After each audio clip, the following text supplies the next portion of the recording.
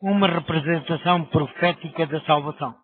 Depois do pecado, Deus instituiu os sacrifícios de animais para ilustrar a missão do Salvador, que haveria de vir. Estamos em Gênesis, capítulo 4, versículo 4.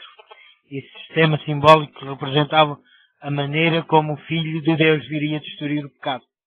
Por causa do pecado, a transgressão da lei de Deus, a raça humana teve de enfrentar a morte. Encontramos em Gênesis capítulo 2, versículo 17. Em Gênesis capítulo 3, versículo 19.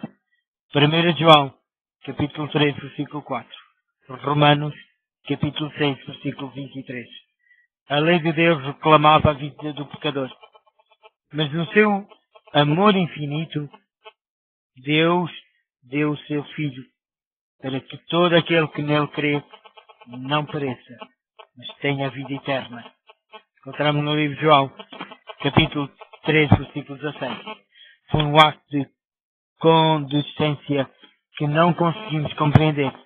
Deus, o próprio Filho eterno, sofre em nossa substituição o castigo do pecado a fim de poder perdoar-nos e reconciliar-nos com a divindade.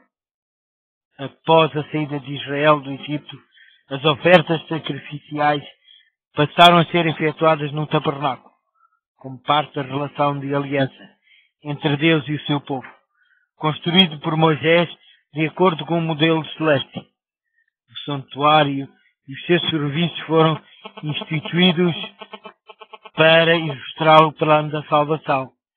Encontramos em Êxodo, capítulo 25, versículo 8, 9 e 40. Hebreus, capítulo 8, versículo 1 ao 5. Para obter o perdão, o pecador arrependido trazia para sacrifício um animal que não tivesse defeito, uma representação do Salvador Imaculado. O pecador punha então a mão sobre o inocente animal e confessava os seus pecados. Encontramos em Levítico capítulo 1, versículo 3 e 4.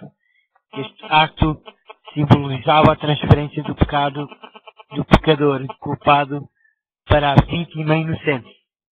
Assinalando a natureza substitutiva do sacrifício.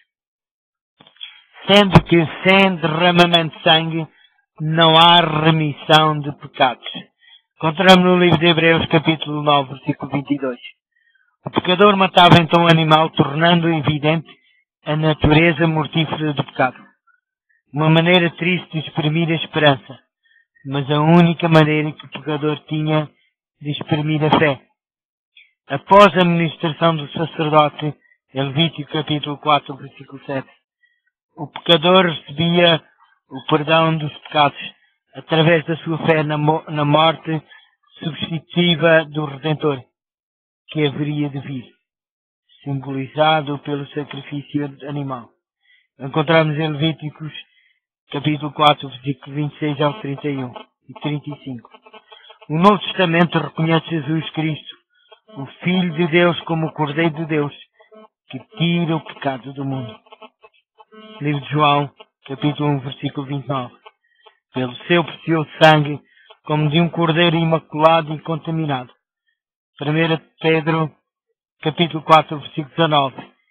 Ele obteve para a raça humana a redenção do castigo final do pecado.